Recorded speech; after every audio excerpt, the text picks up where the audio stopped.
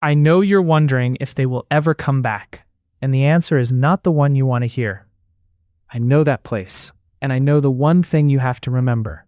But this is not just another "it will get better" post. This is something honest I have learned from my own experience. After my previous post, I received many kind messages and also some questions about why I see things the way I do. So I wanted to write about something many of us wonder after being dumped. Will my body and nervous system feel normal again? Will I be able to love again? And will they ever come back?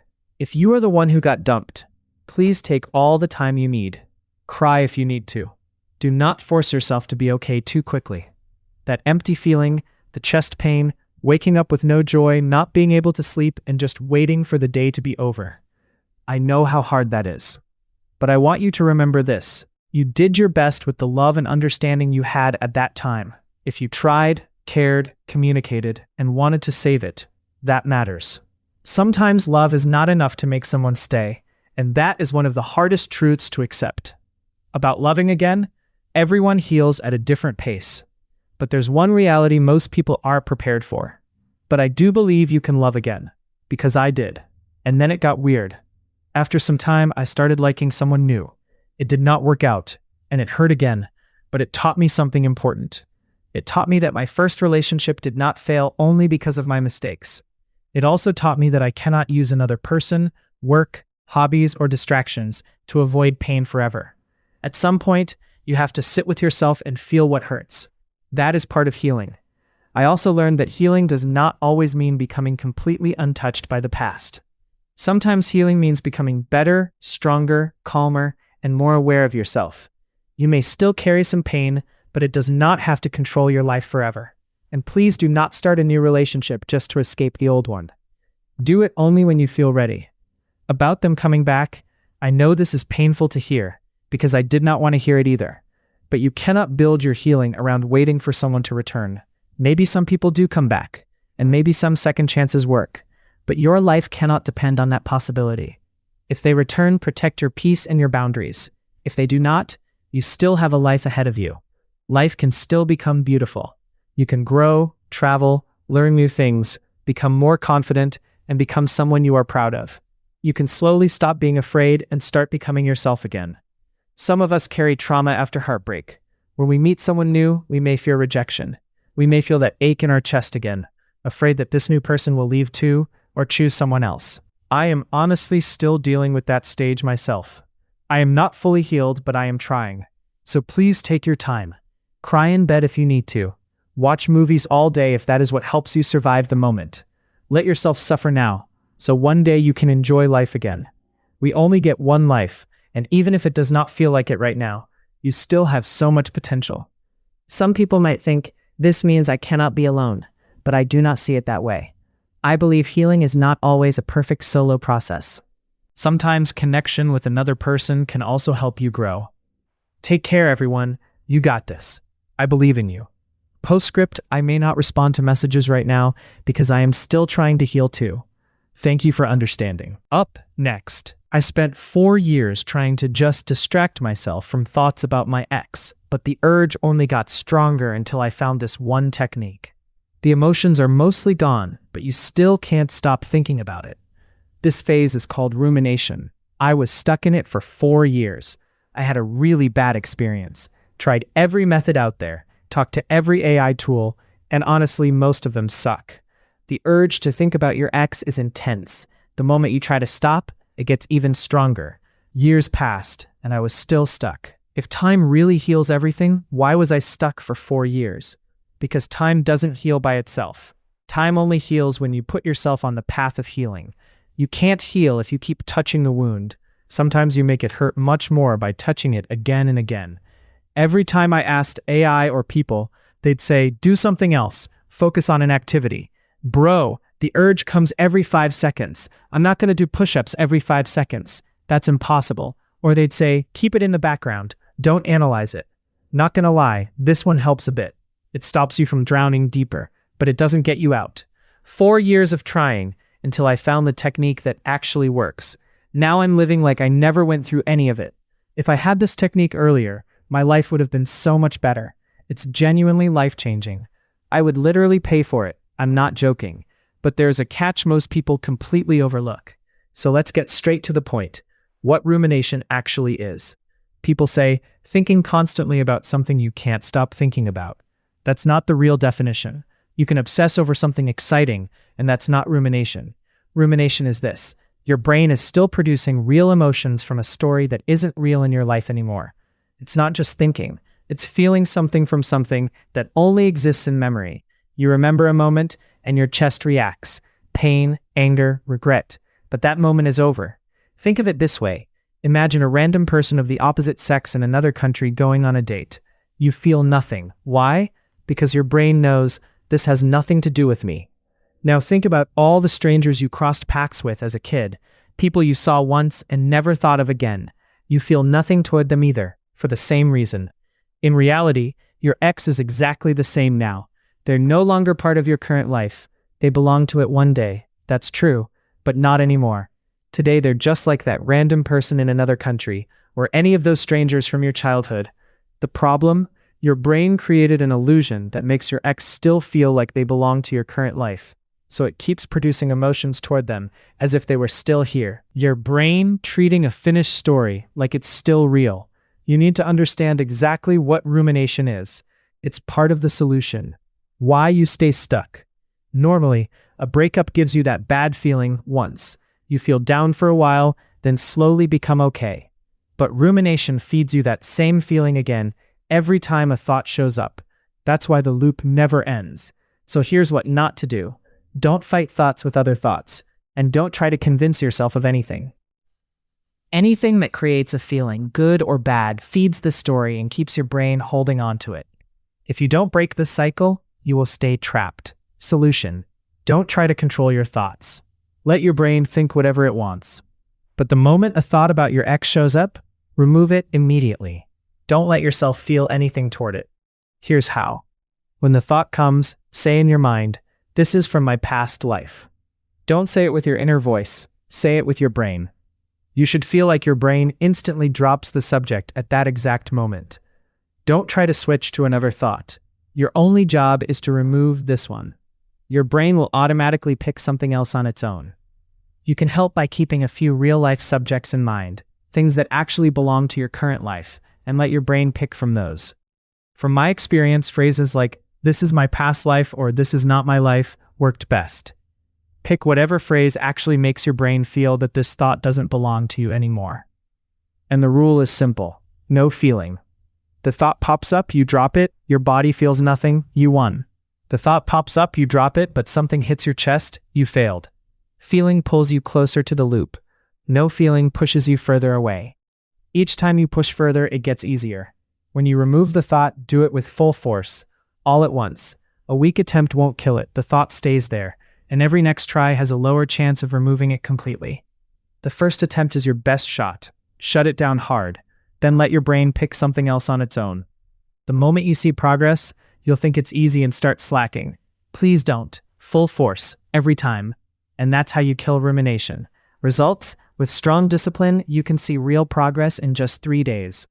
Every time the thought comes, drop it with the line that works best for you. No, this is not my life. Whatever hits hardest for your brain. That's it. That's the whole thing. For those of you still in the early stages, I'll post another one focused on the early stages of moving on in a few days. Final message. This is really tough. And if you're here because of rumination, you've been carrying a lot.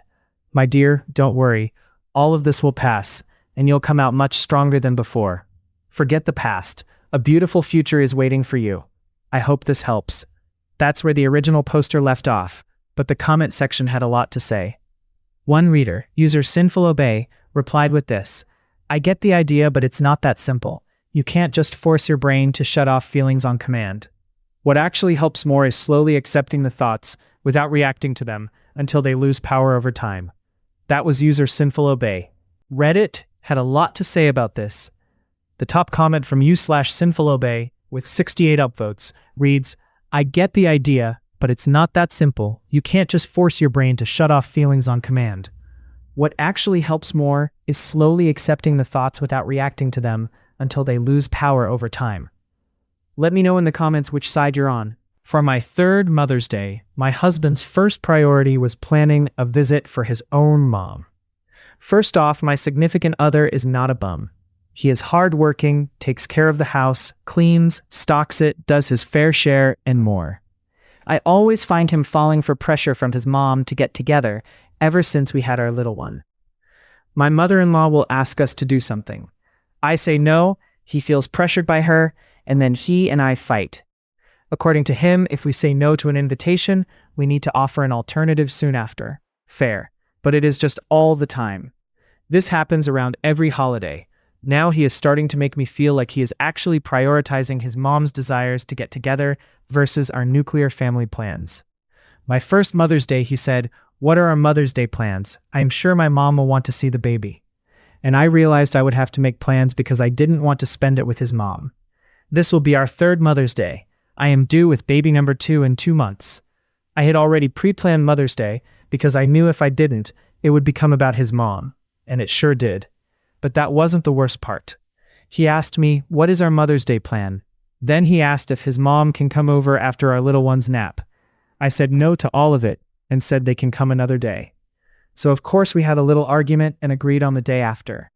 But it is the fact that he is more concerned about getting his parents and our little one together than he is celebrating me. I do not know if it is asking a lot to have him prioritize me. I know I'm being stubborn, and I could easily say sure, we'll see your mom too, but his mom is a whole different story and would intrude on every family moment if given the chance, so I have to be the one to say no to her demands. I do not know what I'm looking for. I think I'm just venting and seeing if anyone can relate. My significant other always seems so content after we do something with his parents. I do not see that same contentment when it is just me, my significant other, and our little one. We recently had an outing with his parents, and he even told me, "That's how I envision a nice weekend." I am afraid he is putting me in a headspace where I will never feel happy and will always feel this pressure from both his mom and him. That's where the original poster left off, but the comment section had a lot to say about the husband's perspective. Reader user goldsherbert7550 replied with this insight. Have you dug into why your significant other says he envisions a nice weekend as one with his parents? It sounds less like he is caving to mother-in-law pressure and more like he wants his mom and dad around. It seems like his ideal family is an extended family, whereas your ideal is not. That was a thought-provoking take from user goldsherbert7550. Let me know in the comments if you think the husband is prioritizing his mom, or if they just have different visions of what family life should look like. Reddit had a lot to say about this. The top comment from user goldsherbert7550, with 71 upvotes, reads, "Have you dug into why your significant other says he envisions a nice weekend as one with his parents? It sounds less like he is caving to mother-in-law pressure and more like he wants mother-in-law and father-in-law around. Like his ideal family is extended family, whereas your ideal is not." Let me know in the comments which side you're on. For 5 months, my husband said he was working in another city. He was actually living with my ex-best friend at the end of our driveway. Long story short, my husband secretly moved in with my ex-best friend down our driveway, lied for months that he was staying near work in another city, now claims they never did anything and are just roommates, and I'm pushing the divorce toward default so I can sell the house and get my son and myself away from their circus. My soon-to-be ex-husband and I bought a house in early 2025. A month later, he basically went missing in action. I live in a big metro area in California. He told me he was spending all his time in a nearby city because of work emergencies. He owns a business and constantly has problems there, so I believed him. Every late night, every disappearance, every unannounced arrival was supposedly because he was at work in that other city. The woman he ended up with wasn't random. She was my ex-best friend. In June, I found out they were having an emotional affair. Classic minimizing. He swore it wasn't physical, that I was exaggerating, that nothing really happened. I kicked him out. From March through August, I still thought he was staying near his work in that other city. I bent over backwards to be understanding about this supposed work crisis. Then in August, everything snapped into focus. He came over to visit our son. While he was there, I got into his phone and saw my ex-friend's location saved as home. That home wasn't an apartment in the other city. It was a house down our same driveway. But that wasn't the worst part. I left him with our child for a minute and walked down the driveway. At the front door were her shoes and his shoes together. That was the moment I realized. For 5 months, while I thought he was far away grinding at work, he was actually living with my ex-best friend a few seconds from my front door. All those nights he said he was coming from work and showed up late, he was walking or driving up the driveway. Those midnight visits to grab fresh clothes, he was coming straight from her place, then helping himself to the home he'd bought with me. From March to June, before I even knew about the affair, I was a stay-at-home mom, basically solo parenting 24/7. He was only coming home every other day for maybe an hour. I'd literally beg him to come because his son missed him so much. Before we moved to this house, he worked from home and was around us all the time, so for our child, it felt like his dad suddenly vanished. My son is almost 4 and has already been through so many losses. My best friend, who had lived with us for a while, suddenly gone when I cut her off. Then his dad going missing in action. And only now do I fully understand why. He lost stability while they built this secret little life a few seconds away. Now he claims they never did anything. Apparently they lived together, lied together, and hid it for months, but it was all somehow chased. He's Muslim, and at one point even tried to spin this as a kind of second wife situation, like that label would make the betrayal okay. When that didn't fly, he downgraded it to, "We're just roommates now. There's no affair. You're crazy for thinking otherwise." Meanwhile, what was in it for my ex-friend? Free rent and playing house. She hasn't had a job since she was laid off, refuses to get one, and according to him, he can't kick her out and doesn't want to live alone. He chose a different life, and now everything is at risk. He likes that she cooks and cleans and basically acts as a maid, so my ex-best friend gets a free place to live down my driveway with my husband. Both of them refuse to leave that house. His line is that he wants to be close to our son, but the reality is he wants to keep that setup and image with zero consequences. The gaslighting has been relentless. He insists they never slept together, and that it's all in my head. He throws religion in my face while literally living with the woman I had to cut off. He tells me I'm schizophrenic or a crap mother anytime I push back or set boundaries. Yesterday was a perfect example of his priorities. He had a haircut booked that charges a big fee if you're late or reschedule. He made sure to show up on time for that. I called him out how he can respect a cancellation policy for a haircut, but can't follow any kind of schedule to see his own child. He routinely shows up late, tries to arrange last-minute visits, and no-shows school pickups. At this point, he only really sees our son about once a week, when his mom hosts it, because I don't trust him alone not to bring our child to that house with my ex-friend. If they're just roommates and nothing happened, then I definitely don't want to confuse my 3-year-old with, "Daddy lives with this random woman who used to be mommy's friend and lives down the driveway." If they are together, I refuse to let my toddler be part of their little domestic fantasy. He also thinks he should tell our son exactly where he lives, but doesn't grasp how bad it looks on him. Our kid will eventually connect. Dad lives with this woman down the driveway. Dad never shows up on time. Dad doesn't stick to any schedule. That's on him, not me. Legally, it's a mess too. He hired a terrible lawyer who is bleeding him dry, but nothing is actually getting done. He still hasn't handed over his financial disclosures. He's been stalling mediation since December. I filed a request with the court about child custody. He didn't even respond. I was with this man for 10 years. Since separating, I've gotten our son into a really nurturing school and built him a solid routine I never could have maintained if his dad was still terrorizing us at home. I've also started getting myself back. I've lost about 70 pounds, I look and feel years younger, and at 30 I finally feel like I'm becoming the mom and the person I wanted to be. I wish I'd left sooner, but I am genuinely thankful this marriage ended. Now I'm just waiting to go through default with my lawyer and ask the court to let me sell the house and move. Those two are going to stay rotting down that driveway indefinitely otherwise, and I'm done letting their choices dictate my life and my son's. Reddit had a lot to say about this. The top comment from user Umbra and Ember reads, "This is an insane story, and I'm glad you have legal help. Good luck getting everything you and your son are owed. What a horrible man. Let me know in the comments which side you're on." Up next, my ex-fiancé threatened to call the cops on me for showing up to church. I was away for about 5 months and the long-distance relationship just wasn't working. Sucks, but crap happens. We've been no contact ever since outside of just pure logistics stuff. Until 2 weeks ago, when she just had to pop back in person into my life, right as I'm beginning to move on, just to brag about how she moved in with her new boyfriend, all in the spirit of forgiveness. Of course, she did a complete 180 in her personality too. Drinking again, dyed hair, and dating someone who was never her type. She felt the need to come back to our old town, find me at our old church service, sit behind me the entire time, and interrupt my conversation afterwards just to tell me that. That alone is wild. Where this stuff gets better is what happened this past Sunday, when she threatened to call the cops on me for going to church at the same time as her. Not planned, not intentional, quite literally accidentally ended up at the same service as she was at. But things were about to get even more tense.